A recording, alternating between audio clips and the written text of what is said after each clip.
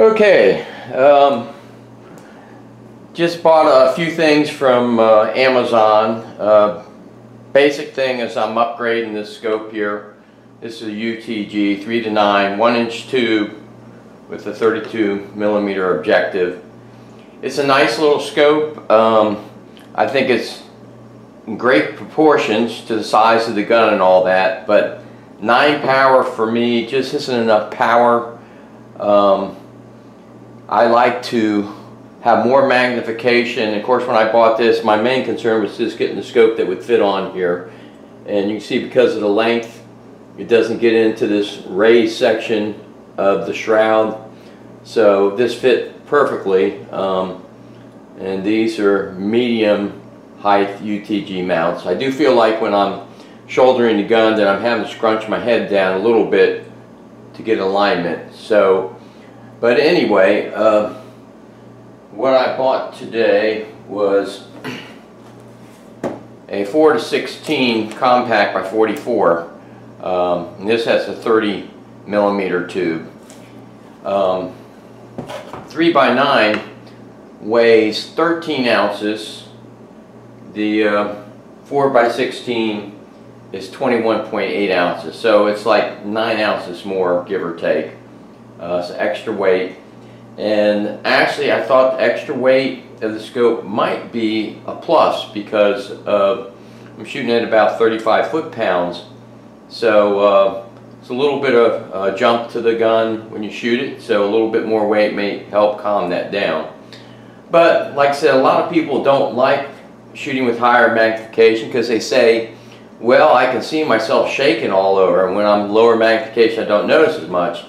Well, of course that doesn't mean you're not shaking, you're still shaking, you just don't see it with the lower magnification.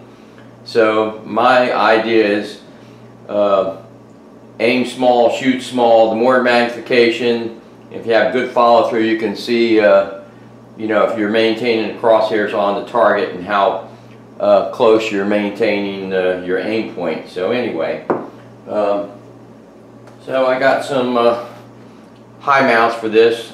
I hope I should have clearance here. The way I measured it, I should have about 1/8 of an inch clearance. And just for something else I bought were these little color coding labels. And I've been using these in a multicolored pack. And I decided to get these. These are, I think, 3/4 of an inch in diameter. Yeah, right here, 3/4 of an inch diameter.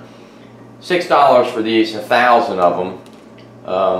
So it's a lot cheaper than some of the other labels you get, or targets. Of course, these aren't shoot and see, but they do the job.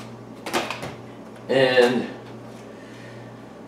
I got a pellet pen just to see how it works. Thought it might be something that would be nice to have with the Leshiy being a single shot, so we'll see how that works. And let's see, so what I'm going to do right now is remove the scope, get the other one mounted up, and we'll see how it fits and looks. Actually, I came back here, another point I wanted to make. Of course, most people say to maintain the compactness of the gun, you don't want the scope eyepiece to extend past the hinge point. And there's the hinge point right there.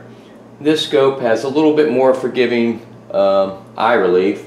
I think it's about 3.5 to almost 4 inches. This has a 3-inch to a 3.5 inch eye relief.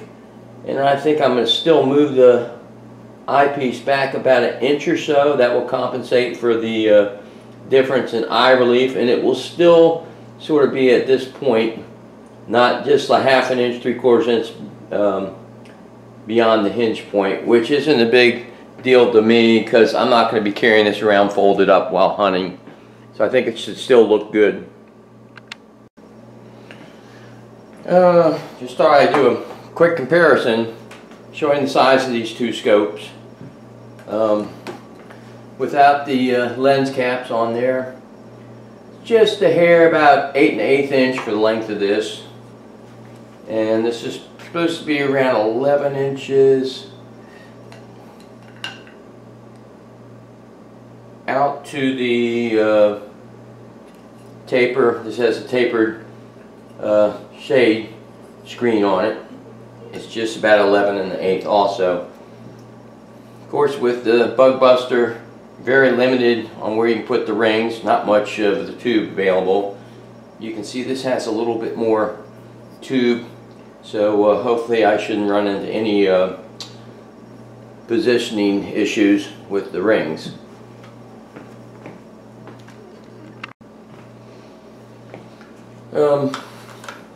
Just showing the rings I got for this.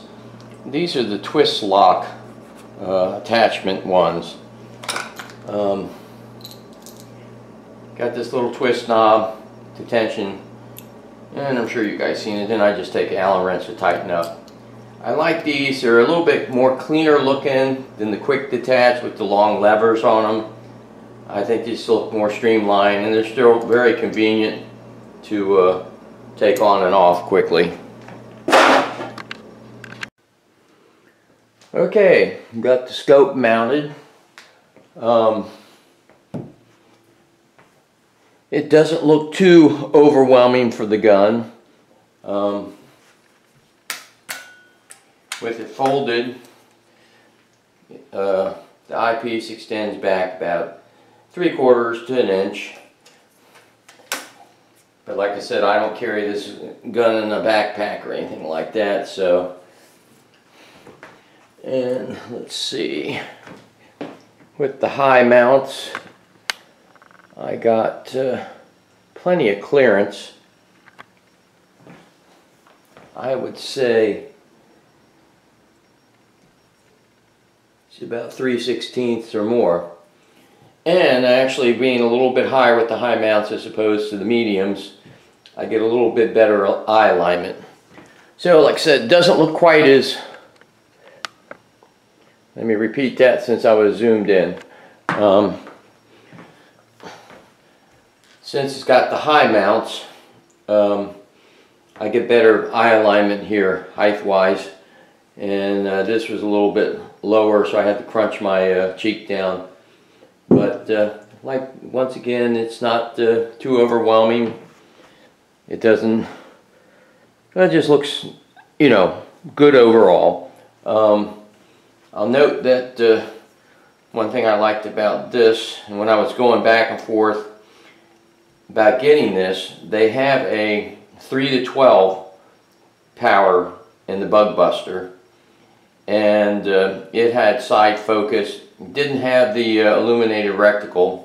This has illuminated reticle, but no side focus. But what I was worrying about with the 3 to 12 was a lot of times the UTG scopes, the power wheel adjustment can be very stiff to move, and this one's not bad at all. I think I'll probably try it and feel a little bit, but I did have a 60mm side wheel, which I like in that it doesn't overwhelm the scope and stick out. So if I have to, I can use this, and it still doesn't overwhelm the gun. So I got some options here. The other thing was, while this one has side focus, it also has illuminated reticle here, and I like that for squirrel hunting. When it gets early in the morning or late in the evening, things get a little bit overcast or darker. The illuminated reticle I like for squirrel hunting. Otherwise, I normally don't use it. So that's it. I did a quick look through the scope. It's very clear, even on 16 power. And so I'm going to get it on paper and see if it improves my shooting with the increased magnification, and do a little testing. Like I said, UTG scopes. I have high-end scopes. I have a Night Force. I have Bushnell Elites. I have some other high-end scopes, and yeah, they're very nice. I tend to use them on my center fires where I'm really reaching out. UTG, nice solid scope. Everything functions good on them. Like I say, other than sometimes the side focus wheel, if you get one of those, can be stiff. Glass is decent on them. This one even's clearer than I imagine it would be. So they function real good, and the price is tremendous. So I can't see spending hundreds and hundreds of dollars on a very expensive scope when this will do for what I'm doing, which is going to basically be pesting and hunting. So you know, for air rifle ranges, I think the UTGs are excellent scope to use.